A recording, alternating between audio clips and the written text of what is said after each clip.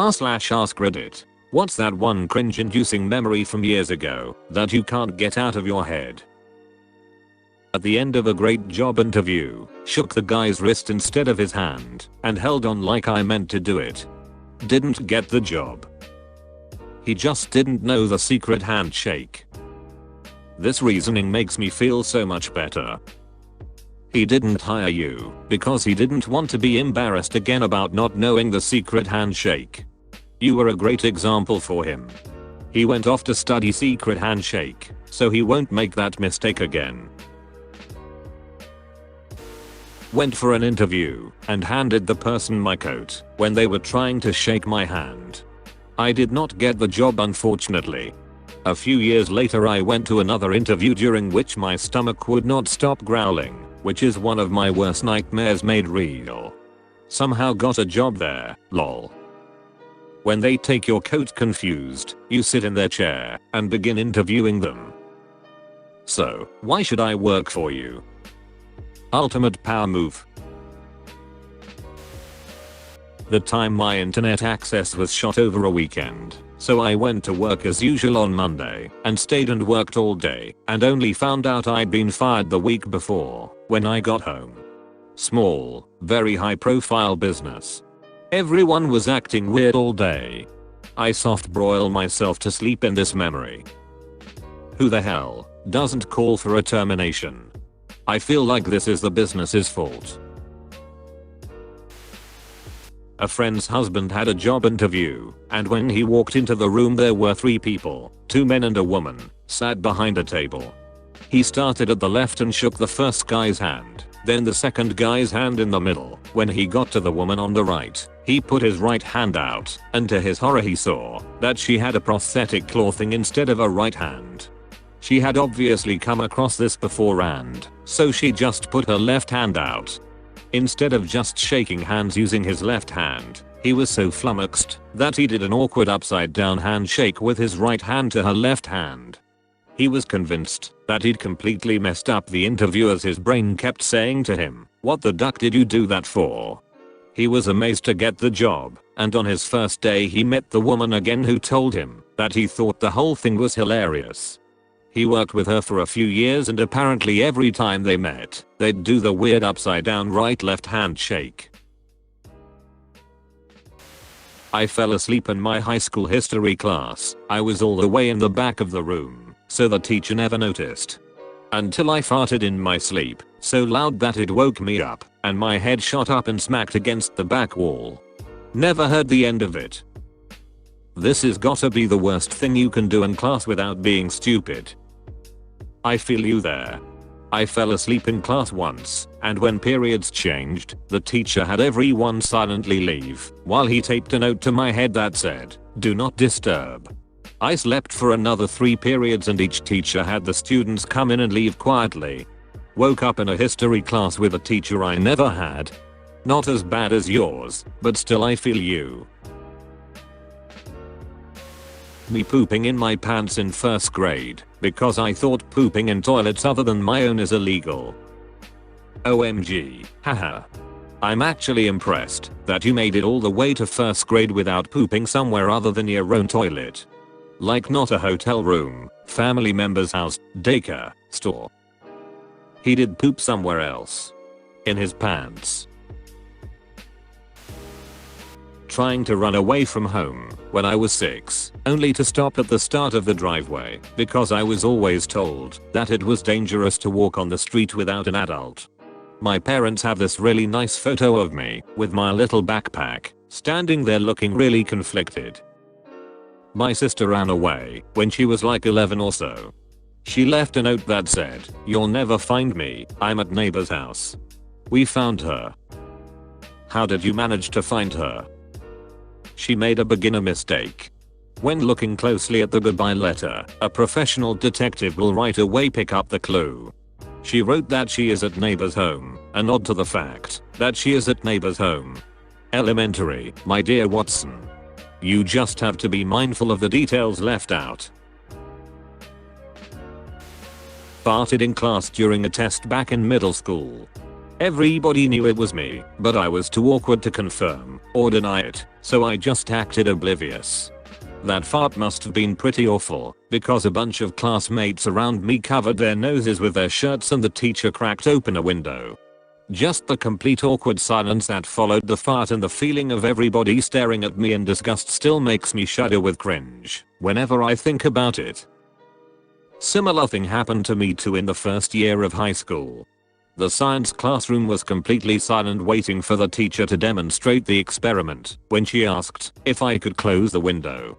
At that time I was pretty short for my age and the units that lined the edge of the classroom were pretty tall, so to close the window I had to jump up, and as I closed the window I landed with my stomach hitting the edge of the unit, and I let out this incredibly loud, but thankfully unscented, fart. I was mortified, but I don't think anyone else seemed to notice, somehow. I always thought they assumed it was a stool scraping across the floor. I was interested in a guy, but didn't know how to start a conversation with him. We were standing next to each other while preparing food for a barbecue, and I just thought it was a good idea to start a conversation with, "I like the feeling of touching raw meat." Haha. How did he react? I guess he thought I was the weirdest person ever, because after getting out of that situation he never really talked to me again. In the first grade I moved to a new school in a small town. 2 months in I would literally lose bowel function for no apparent reason. Totally watery and intense abdominal cramps. I was shy and didn't have any friends yet. I was embarrassed and would just sit there in my own mess until the teacher noticed. This went on every day. Eventually they sent me to the principal's office, and the nurse, teacher, and my parents thought I was just seeking attention. Despite packing 2 new pairs of unders and pants each day, I would still be soaked at the end of the day. Over the next 2 weeks I kept getting in trouble. I was held in from recess and had to sit in the hallway alone when I ran out of clothes for the day. I had to eat lunch alone and spent at least half of my day sitting by myself in the hallway staring at the wall. When my parents finally took me to the doctor, they found a strange intestinal infection with no cure. It eventually went away. So for 1 month in a new school I was that shy weird kid who smelled bad and couldn't participate in any activities. I graduated high school 12 years later with the same small class of students.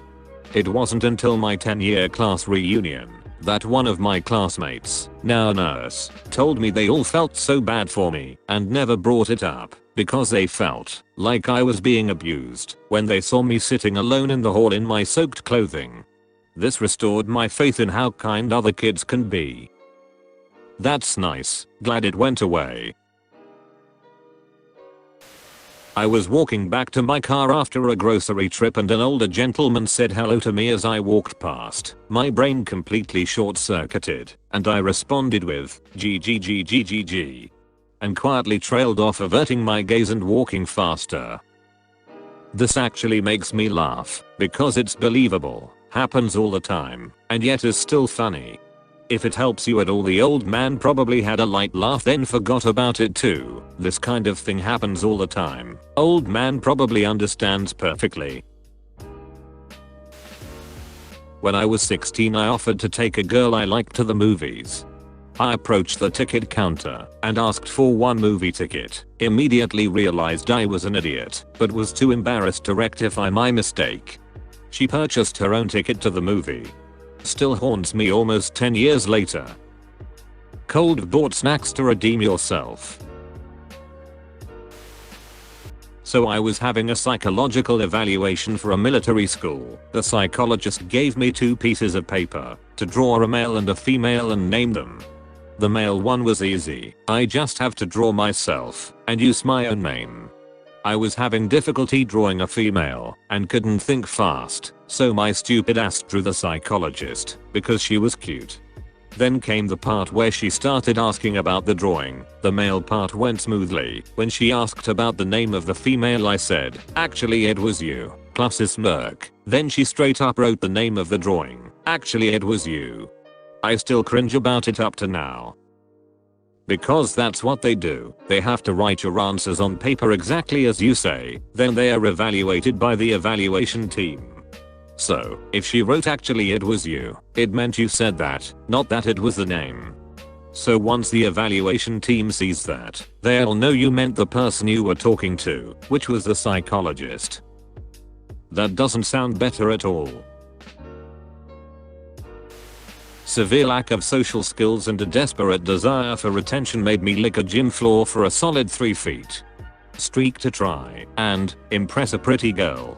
I don't know what the hell I was thinking, lol. I would be pretty impressed, not gonna lie. Went to the beach with 3 friends, 2 boys, 1 girl, at some point in late middle school. We were swimming in the ocean, and I got knocked down by a huge wave. When I stood up to face my friends, the boys started screaming. I looked down, and there was my left boob on full display. Threw that bathing suit out as soon as I got home. It always the left one. When I was 16 I got set up with a family friend's daughter.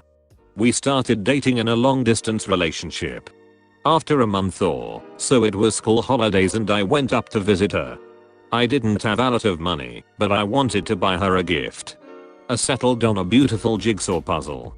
She wasn't too happy about the gift. Because she was blind. Yes, I bought my blind girlfriend a jigsaw puzzle. In the moment it seemed very appropriate, because each piece was unique, right? She can feel the pieces, right? Pure effing cringe. Still haunts me. I once asked a girl where she was from, because I couldn't place her accent. She replied that she was deaf. She was the wedding photographer at my brother's wedding and everyone in the wedding party was speechless. So for context, I went to a really sheltered Catholic high school. So didn't really know how the real world worked. My first job, when I was 16, and I'm being introduced to all my co-workers. One of them, named Morris, who was obviously homosexual, asked me if I was too. I wasn't, but wanted to let him know I was cool with it, again Catholic high school, and said no, but I'm open-minded about it. To which he responded, we are gonna work on that. What an awkward summer. I cringe every time. Oh my. Lol. Ran face first into a bench when I was 16 and cried haha.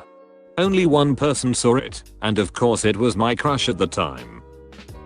Did he/she come and help you, at least? Cold been an ideal opportunity to live out the plot of a romantic comedy movie. He did. He let me cry it out for a bit, and then made sure I was okay. I fell into a fountain, not once but 3 different times in 3 different fountains, on a trip to Europe with a group of kids from school, when I was in 7th grade.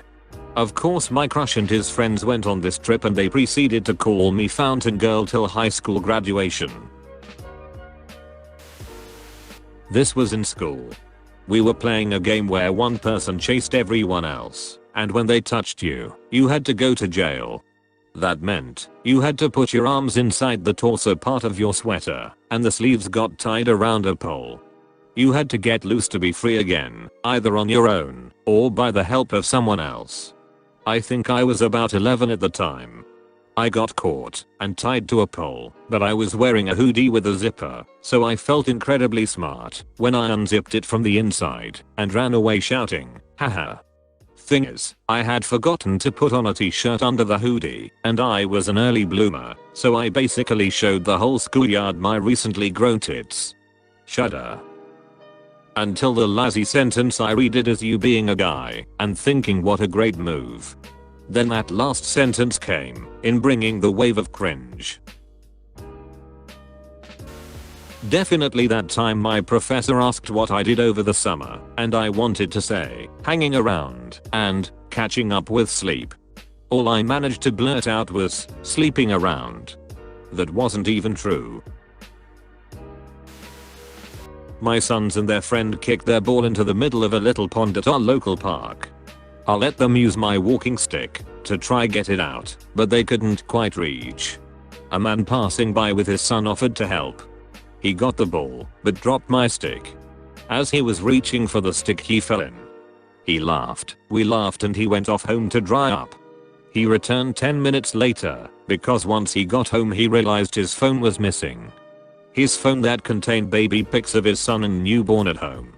We tried so hard to find that damn phone. I still feel bloody awful.